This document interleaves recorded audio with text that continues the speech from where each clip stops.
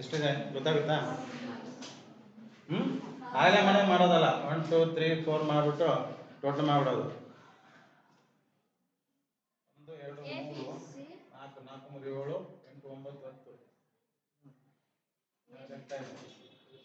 1 2 3 4 1 2 3 4 ಎಷ್ಟೇ total?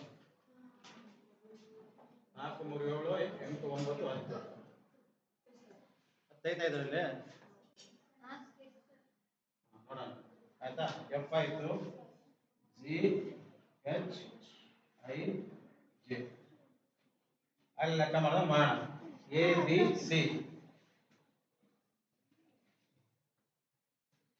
C ಆಯ್ತು. Next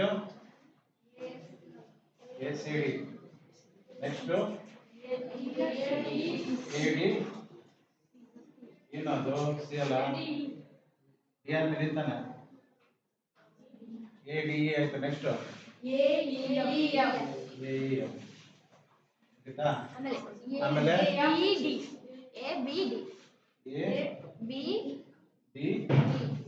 sir, A B D ಅಲ್ವಾ? ಎ ಬಿ ಡಿ ಆಮೇಲೆ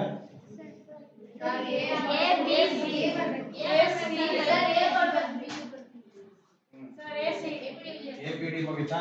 A B D next A C E. A C D ಆಯ್ತಲ್ಲೋ, A C E ಬರ್ಬೇಕು. ನಿದ್ದೆ ಮಾಡ್ತಾ ಇದೆಯಾ?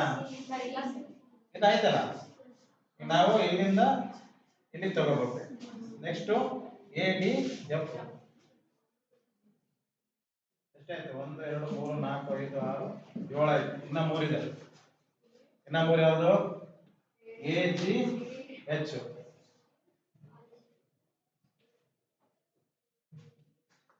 ಎ ಜಿ ಎಚ್ ಆಯ್ತಾ? ಅದಾದ್ಮೇಲೆ ಮತ್ತೆ ಎ ಎಚ್ ಐ ಆಮೇಲೆ ಎ ಐ ಜೆ. 1 2 3 4 5 6 7 8 9 10 ತ್ರಿಭುಜ ಆಯ್ತು.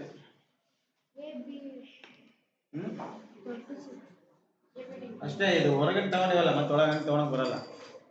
ಅದಕ್ಕೆ ಹೊರ ಕನ್ಫ್ಯೂಷನ್ ಮಾಡಕ್ಕೆ ಹೆಂಗೆ ಕೊಟ್ಟಿರೋದವನು, ಪ್ರಶ್ನೆ ಇರೋದಿಲ್ಲ, ಇದನ್ನ ಕ್ರಿಯೇಟ್ ಮಾಡಿದ ಹೊಸದಾಗ ಅಷ್ಟೇ. ಅರ್ಥ ಇದಲ್ಲ? ನೀವು ಹಿಂಗೆ 1 2 3 4 ಮಾಡಿ ರಾಂಗ್ ಮಾಡ್ಕೋಬೇಡಿ. ಹಿಂಗೆ ಬರ್ಕೊಳ್ಳಿ ಕ್ಲೀನ್ ಆಗಿ. 10 ಪಾಯಿಂಟ್ಸ್ ಸಿಗುತ್ತೆ. 2 4 6 7 8 10. ಕ್ಲಿಯರಾ?